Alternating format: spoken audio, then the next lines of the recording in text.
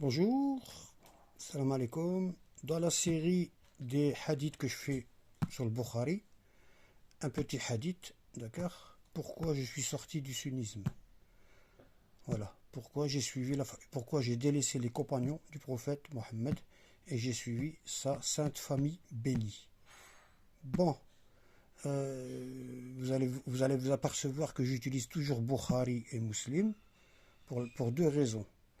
C'est que il n'y a que ceux-là qui sont traduits en langue française, d'accord? Et c'est les deux plus authentiques, entre parenthèses, chez les pseudo-sunnites.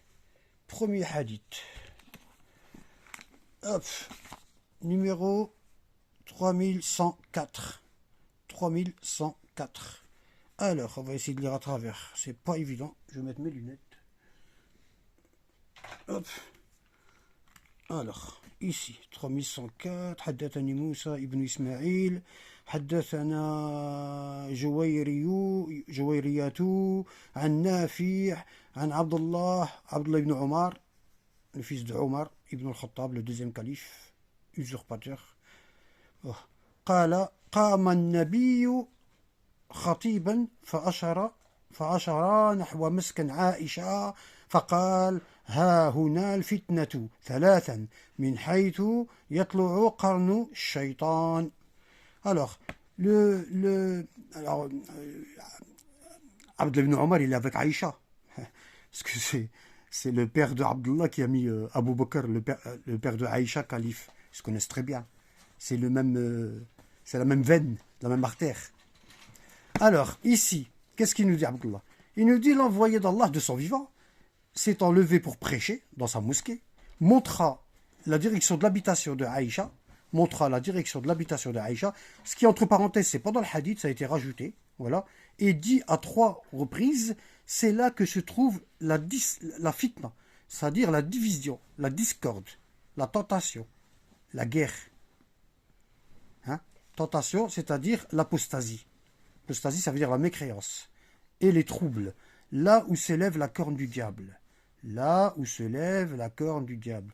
Ça veut dire, toute personne intelligente, elle va dire que la division des musulmans en sectes, elle a pris son départ dans la maison de Aïcha. D'accord? Bon. Une chose intéressante, parce qu'il y en a, ils vont dire, non, mais c'est pas, il désignait pas la maison d'Aïcha, il désignait derrière, à l'horizon, derrière. Bon. Oh, d'accord. Bon. Ça, il dit, alors, il dit quoi? Ha, huna. Derrière, c'est hunaka. Ha, huna. Ça veut dire ha, comme ça. Ha, huna. C'est ici. N'allez pas dire c'est loin, derrière et tout. Voilà. Donc, ça, premier hadith. Ça, c'est pour les pseudo-sunnites qui suivent Aïcha, qui disent ma mère Aïcha, c'est la femme la plus savante. Le prophète, il y avait 9 femmes et Aïcha, elle est la plus savante. Pourquoi? Pourquoi les autres femmes, non? Pourquoi Salama? Elle s'est mariée la même année que Aïcha, qui est prophète. Pourquoi toutes les femmes du prophète, il n'y a pas beaucoup de hadiths des autres femmes du prophète? Pourquoi? Ben, c'est tout simplement parce qu'ils n'étaient pas dans le camp du calife, c'est tout. C'est politique. Ici. Bah. Lorsque Aïcha a monté une armée, et elle est partie à Bassora pour attaquer l'imam Ali, elle a monté une armée de 30 000 hommes. Elle était montée sur un chameau. On appelle cela la bataille du chameau. Voilà. Elle était montée sur un grand chameau. On appelle cela la bataille du chameau. Il y a eu plus de 70 000 morts autour du chameau. Plus de 70 000 morts. Non, il y a eu 12 000 morts chez Aïcha et 5 000 chez l'imam Ali. Il y a eu 17 000 morts autour du chameau. Autour de son chameau. Elle était dans un palanquin, un truc en paille avec des rideaux au-dessus du chameau. Bon. Et il y avait tellement de morts que l'imam Ali ne pouvait plus. Il a dit abattez le chameau. Abattez le chameau. Pourquoi? Parce que si vous abattez le chameau, ils vont tous croire que Aïcha elle est morte et ils vont s'arrêter. Hein? Donc il a désigné des gens, il leur a dit abattez le chameau et quand le chameau est tombé, ils sont tous arrêtés. Bon. Donc quand l'imam Ali, qui était le 4e calife, chez les sunnites, chez nous c'est le premier. Bon. Quand il a entendu que Talha c'est le cousin d'Aïcha, Az-Zubair c'est son beau-frère, le mari de sa sœur. Elle voulait les mettre calife après son père. parce qu'elle n'avait pas d'enfant. Elle désirait, pourquoi elle avait une haine viscérale envers Maria la copte, la chrétienne, là, envers Maria la chrétienne, elle avait une haine viscérale. Pourquoi? Parce que Maria, elle a donné un enfant au prophète. Et elle voulait un héritier. Comme ça, c'est celui qui monte sur le trône. Vous comprenez? Bon. Mais comme elle n'a pas eu d'héritier, elle a mis son père. Et après, elle a essayé de mettre son beau-frère, et elle a essayé de mettre Talha qui l'a convoité. Il voulait se marier avec elle, Talha. C'est dans le Coran, ça. C'est dans le Coran. Bon. Se rendir à Basra. Donc, ils sont partis à Bassora, en Irak. Ali a envoyé son fils, Hassan, et Ammar ibn Yassir. Il a dit, essayez de les raisonner. Hein, dites-leur de ne surtout pas rentrer dans la sédition. Hein, dites-leur de rester tranquille. Hein, d'éviter de se tuer entre les musulmans et tout. Donc, ils sont partis, ils sont rentrés dans la mosquée. Hassan, il est monté sur les marches du Mimbar, de la Cheikh, hein, et il a fait un discours. Et Ammar, regardez ce qu'il dit. Ammar ibn Yassir, le compagnon de l'imam Ali, il dit Aïcha est allée à Basra, et par Allah, elle a été la femme de votre prophète dans ce monde et le sera dans l'autre. Ça, c'est un rajout.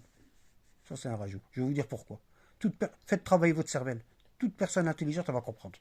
Mais Allah, qu'il soit glorifié et exalté, vous l'a envoyé afin de savoir à qui, de lui ou d'elle, vous obéirez. Est-ce que vous allez obéir à Allah ou est-ce que vous allez obéir à Aïcha? Bon. Mais ça, c'est les Arabes. Il n'y a rien. Il n'y a rien. Pourquoi? Elle combat à cause d'elle. Il y a 17 000 morts. 17 000 musulmans, ils meurent. Hein? Et alors, si vous tenez qu'à Aïcha, automatiquement, vous êtes contre Allah, contre Dieu. Et si vous tenez avec Dieu, automatiquement, vous êtes contre Aïcha. Comment elle peut être au paradis? Hein? Si elle est contre Dieu, c'est qu'elle est dans le camp du mal. Non? Elle ne peut pas être au paradis. Le paradis, c'est pour le camp des gens du bien. Vous voyez? Ils ont rajouté ça pour dire Zama, c'est la mère des croyants, on ne touche pas. Voilà. Voilà. Donc ça, c'est je falsifie, je boukharise. Voilà. Je boukharise, je falsifie. Voilà. Donc ça, c'est ajouté. Elle ne sera pas avec le prophète dans notre monde.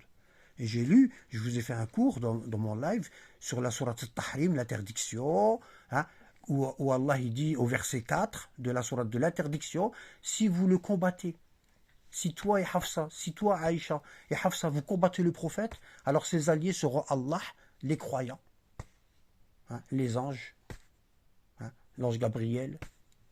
Hein, voilà, vous voyez, la bataille du chameau, elle était prévue dans le Coran. Voilà, barakallahu fikum, salam alaikum. S'il y a des questions, n'hésitez pas.